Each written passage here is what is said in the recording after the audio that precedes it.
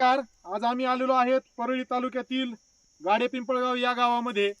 तर आता बऱ्याच ठिकाणी उन्हाळी मशागतीचे काम जे आहे ते शेतकऱ्यांनी सुरू केलेले आहेत आणि मग हे करत असताना पुढच्या पिकाची लागवड करण्याच्या अनुषंगानं बरेचसे शेतकरी कंपोस्ट खताचा सुद्धा जे आहे ते त्या ठिकाणी वापर करतात. आता जस्ट जे आहे ते 1-2 महिन्याखाली किंवा महिन्याखाली काही कारखान्यांचा सुद्धा जो आहे तो गळीत हंगाम सुद्धा जो आहे तो संपुष्टात आलेला आहे आणि कारखान्यामध्ये बऱ्यापैकी जे आहे ते आपल्याला सर्वांना माहिती आहे की कंपोस्ट खताच्या अनुषंगाने जे आहे ते त्या ठिकाणी मळी उपलब्ध असते.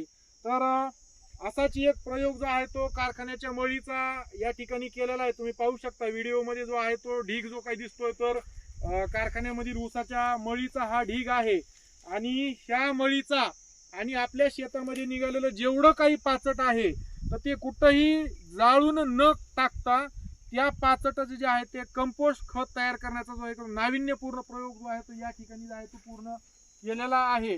तर हे काय संकल्पना आहे आणि कशा पद्धतीने शेतकरी महोदय या ठिकाणी नियोजन करताय, या ठिकाणी वेस्ट डिकम्पोजरचा कशा पद्धतीने वापर करायचा आहे, तर ह्या सगळ्या बाबी ज्या आहेत त्या आपण त्या प्रयोगाचे जे आहे ते जाणून घेणार आहेत. साहेब नमस्कार. तुमचं पूर्ण नाव आणि तुमचा मोबाईल नंबर सांगा मोठ्यानं. Ganesh Shivajirao Sonawane, mobile number 9561341010.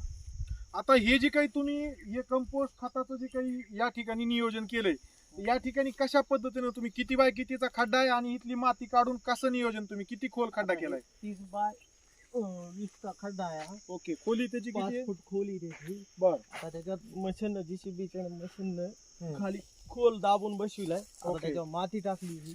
बर. आता ह्याच्यावर पाणी सोडणार असे छोटे छोटे स्प्रिंकलर वर बसून आणि नंतर त्याला ते डिकम्पोजर त्याच्यातूनच पाण्यातून सोडणार आहेत. म्हणजे आता हे जे थर तुम्ही केलेले आहेत तर त्या थराची थोडीशी माहिती द्या.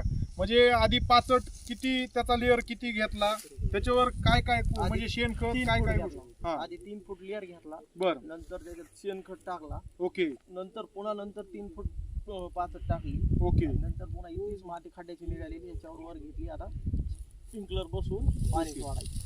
ह्याच्यावर जे आहे ते स्प्रिंकलरच्या साह्यानं पाणी सोडायचं आहे. आणि ह्या मळीचं जे आहे ते किती थर झाले आपल्या त्या ठिकाणी? एकच थर झाला. आता एक त्याच्यावर थर. आता अजून नंतर ते खाली दाबल्याच्या नंतर अजून पाचट त्याच्यावर टाकायची आणि होय. नंतर ते शेवटला वरून द्यायचं. वरून जे आहे ते ह्या मळीचा थर जे आहे ते द्यायचा आहे.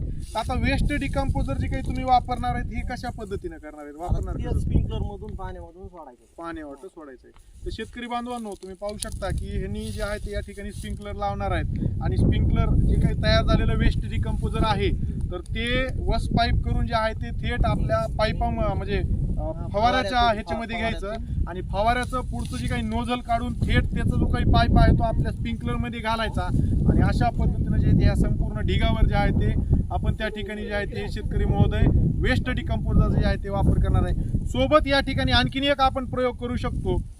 सब्बल किंवा पहार जे असते तर त्या पहारीच्या साह्याने या ठिकाणी ठिकठिकाणी 1-2-2, 3-3 फुटावर झिगझॅग पद्धतीने जर आपण या ठिकाणी छिद्र खाली घेतले आणि त्याच्यातून जरी आपण हे वेस्ट डिकम्पोजरचं द्रावण जर आपण सोडलं तर निश्चित या ठिकाणी ह्याची कुजण्याची जी काही प्रक्रिया आहे तर ते गतीनं होण्यासाठी जे आहे ते त्या ठिकाणी मदत होणार आहे.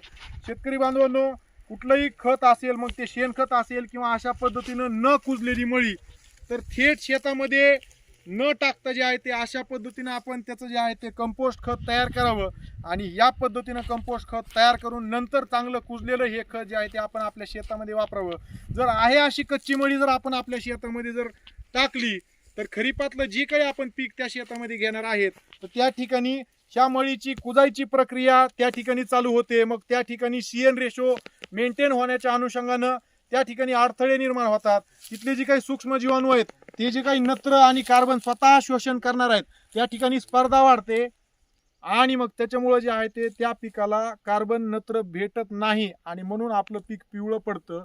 तर हे जर होऊ द्यायचं नसेल तर आपण अशा पद्धतीने हे कंपोस्ट खत तयार करायची जे ते आपण प्रक्रिया करावी आणि नंतरच असं चांगलं कुजलेलं शेणखत किंवा कंपोस्ट खत जे आहे ते आपल्या शेतामध्ये वापरावं.